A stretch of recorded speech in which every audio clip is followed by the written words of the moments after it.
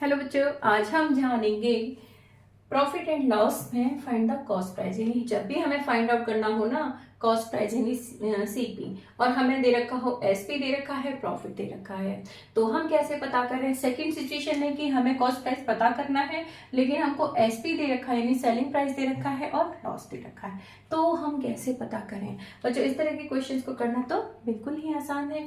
यहाँ पर हम देखें कि कॉस्ट प्राइस जो हम जानना चाहते हैं वो समझ लें कि होता क्या है। कॉस्ट प्राइस का मतलब है कि जो भी चीज है जिसको हमने सेल किया है यानी सेलिंग प्राइस हमें बताया है यानी हमने सेल कर दिया उसको। अब जो किया है ना वो यहाँ पर कुछ प्रॉफिट लेकर के किया है यानी कुछ ज्यादा में सेल किया था, तो हम ये जानना चाह रहे हैं कि वो जो चीज थी जो हमने सेल की है उसका एक्चुअल जो कॉस्ट थी वो क्या थी, वो हमको पता करनी है। तो हम एक्चुअल कॉस्ट पता करना चाह रहे हैं यानी सीपी पता करना चाह रहे हैं, और हम ये जानते हैं कि हमने उसको सेल तो कर दिया है यानी सेलिंग प्राइस तो हमको दे दिया है ना इन्होंने। अब क्योंकि हमने प्रॉफिट लेकर के करी थी यानी कुछ ज्यादा में की थी, तो जो ज्यादा में की थी कितने ज्यादा में की थी वो हम क्या करेंगे, इस वाले यानी जितने में हमने सेल की है ना उससे कितने ज्यादा में की थी, कितने रुपीस हमने एक्स्ट्रा ले लिए थे, वो रुपीस को हटाते ही उस रुपीस को माइनस करते ही हमको क्या मिल जाएगा, कॉस्ट प्राइस मिल जाएगा। यानी कि जब भी हमको पता करना हो कॉस्ट प्राइस, हमें जो कॉस्ट है वो पता करनी है और हमें पता है एसपी के हमने कितने में सेल कर दी है और हमने उस पर प्रॉफिट भी लिया है ये भी हमको पता है। तो उस प्रॉफिट को हम हटा दें यदि, क्योंकि हमने ज्यादा मनी ली थी, तो उस प्रॉफिट को हटाते ही हमें मिल जाएगा हमारा कॉस्ट प्राइस। तो इस तरह से मिल जाता है हमें एक सिंपल सा फार्मूला कि जो कॉस्ट प्राइस है वो कैसे पता चलेगी, सेलिंग प्राइस से हम माइनस कर देंगे प्रॉफिट को, यानी हमने ज्यादा में सेल किया था उस कितने ज्यादा में सेल किया था वो हमने हटा दिया और इस तरह हमें मिल जाएगा। तब जरा करके देख लेते हैं कि कैसे पता किया हमने कि कितना था इसका कॉस्ट प्राइस, तो एक्चुअल में जो चीज थी वो थी कितने की। तो हम जरा करके देखें, यहाँ पर ये जो कॉस्ट प्राइस हम जानना चाहते हैं और सेलिंग प्राइस जो है वो आपका क्या है, ₹2000। ठीक, माइनस कर दिया आपने, किसको माइनस किया, प्रॉफिट को, और ये है आपका ₹550।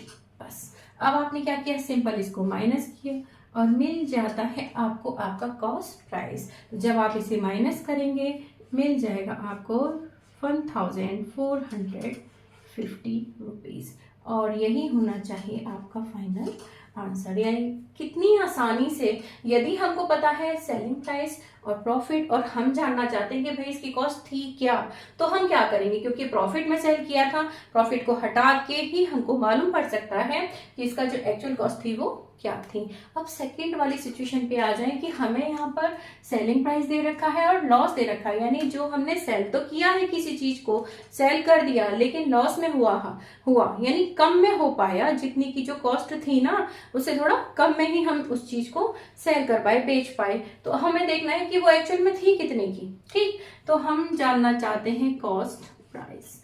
ठीक, हम ये हमें मालूम है कि हमने जो चीज है वो सेल कर दी है यानी सेलिंग प्राइस हमारे पास है। अब हमको ये भी पता है कि जितने की थी ना, जितने की जो चीज है वो थी उतने से आपने लॉस में बेची है यानी कम में बेची है। अब कितने कम में बेची है वो हमको कैसे पता चले, तो इसके लिए कितने कम में बेची है उसको हम ऐड कर लेते हैं।